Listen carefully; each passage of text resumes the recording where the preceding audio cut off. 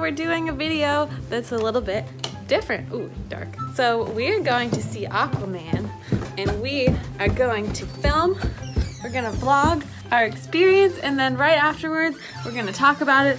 It's gonna have a lot of spoilers, just so you know. I thought it would be fun to take you guys to the movies with me. So we're gonna go see Aquaman, and then afterwards, you're gonna get our initial fresh reactions to the movie. So let's go. Are you excited? What are your thoughts? I'm only going because we have to. I have zero interest in water Thor. Yeah, I'm not really excited about it either. But I've heard like okay things. Yeah, I've heard the same thing people have said about like all DC things, where it's like, oh, you know, for DC it's good, which is basically like for cancer, it's like not that bad for you. I've heard that like visually it's really pretty. Yeah, so is Speed Racer. No one liked that fucking turd. I know nothing about Aquaman, so He's Arthur Curry. He's half man, half Atlantean. And he has superhuman strength and can talk to fish. What a useless superpower. It's not that useless. I mean, he can do sharks. To fish. But, yeah, but like sharks. He's only strong when there is ocean around. He's the most easy to shit on, but then you also forget that like he'll pick up a bear and throw it at somebody as like a weapon. I mean, that's cool. And so you're like, oh, I'm just walking around, I'm being mauled by a bear. So is he like Thor strong, Superman strong? No, he's like Thor, Hulk strong. Okay, that's pretty good. Da, da, da, da. We're at the Alamo Draft House. It's the best place in the world.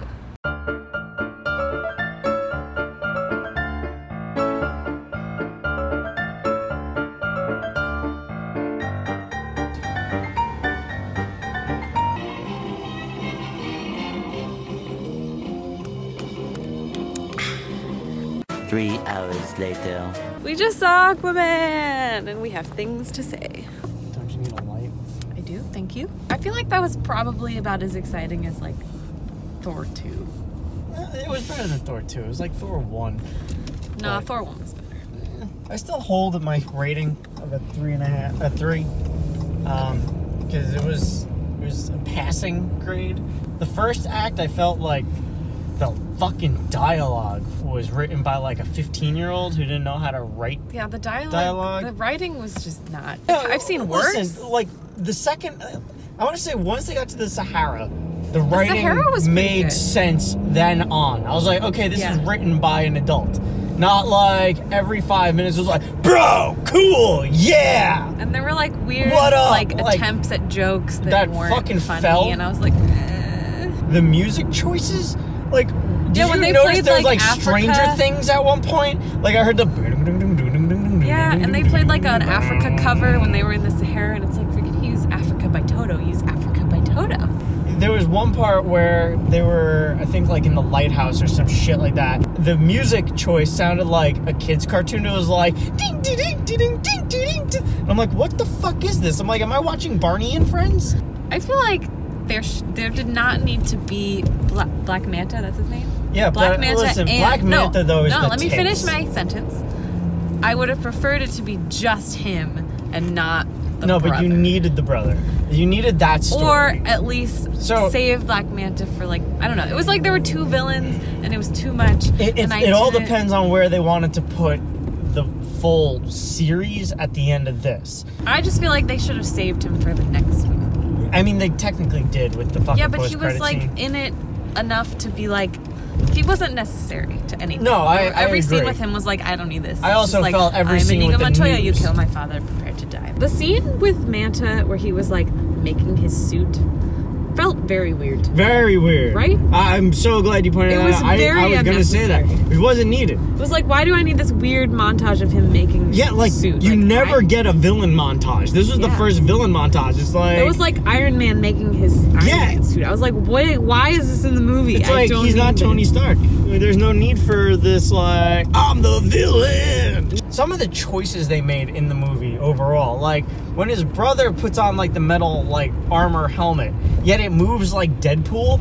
In my head, that was super weird. I was like, listen, it works with Spidey, but that's because literally Tony Stark has programmed the eyes, and then Deadpool It's Deadpool. Like, it makes sense there. Nothing was better than when they would cut to Dolph Lundgren and his hairline would change. Look, and they weren't thinking, like, this is actually stuck to someone's head. I can't pull his, like, where his hairline is down. I would like that feature. In real life, you can't have that and it still be believable. Not that, you know, a talking man-fish is believable, but besides that. Yeah, I don't know. I just can't get behind fish people. I just can't. It's just not exciting to me. Even if it was awesome, I still would have been like, eh. There were some really great fight scenes. Like the whole Sicily scene, I really enjoyed. Listen, there was a lot of good in it. I will say that. There was some very good moments. It was better than I expected it to be. It was trying to put too many elements in it at once. Visually, I don't understand why every single, like, DC film after The Dark Knight, the Christian Bale series, I don't know why everything after that has now transformed into this super saturated Michael Bay meets, like, Joel Schumacher. I also didn't really buy the, like, love interest thing. No, I fell in love with her. I didn't give a shit. I love her, but they didn't really have... I would have torn her in half. That's fine, same, but they didn't have, like, chemistry much. I mean... It was, like, I don't know, it was just very, like, hello, we're accidentally holding hands. That was really awkward. I kind of bought it. I wasn't against that. I was like, meh. I was kind of... It was like, I wasn't emotionally invested in anything. I was emotionally invested in Mara. Like, damn girl. Like, in her boobs? I liked her a lot. I liked her a lot. The one thing I do have to say, I do like that DC chooses to not point out strong female leads. They just are strong. Like, Mara's a badass. That's true. Fucking underwater Thor's mom is like the tits. She was awesome. Charlize Theron brought her fucking game. Charlize and Theron? then, that was Charlize Theron. Or not Charlize Theron. That's Nicole Kidman. Then Nicole Kidman. Why do I always get those two confused? I don't know. I just couldn't see his little brother as anyone but Owlman from Watchmen. That's who that was. Yeah, the whole time I was like, I know this face. Who is this man? I just kept hearing in the back of my head, Hallelujah, as he fucks Silk Spectre in the owl vector machine thing. That's a scene I don't ever want to think about ever again. The number one thing I hated from the get-go with the Aquaman movie before I even went to see it was the fact that they showed he will get the famous Aquaman costume. You know, like the green pants. Of course he was going to get that. Yeah, but that would have been so beautiful to just have it happen. And, like, you don't see it in the trailers. Like, you didn't need to know it was going to happen. Well, that was another thing. The movie was so predictable. Right, everything was predictable. You saw it all in the trailer. So, like, when he walks in under the, like... the fountain under the sea dance under the waterfall to meet Aqua Lady who had tentacles and shit and was protecting the old king. Like, you knew he was going to come out with the damn trident because you already saw him with the trident in the goddamn trailer. But even if you didn't, you know he's going to get it. Yeah, you're like, I know, everything that happened, you're like, this is going to happen. Like, you know his mom is alive. Like, duh. You know that him and Mara are going to, like, fall in love. Like, everything was so predictable. There was not one sense. There wasn't a feeling of danger. That's the case in all superhero films. But sometimes it's better. It's still done better than that. Oh, so can I also point out one other random thing? This might become an actually moment to the fanboys because I don't know Aquaman for shit. I don't know.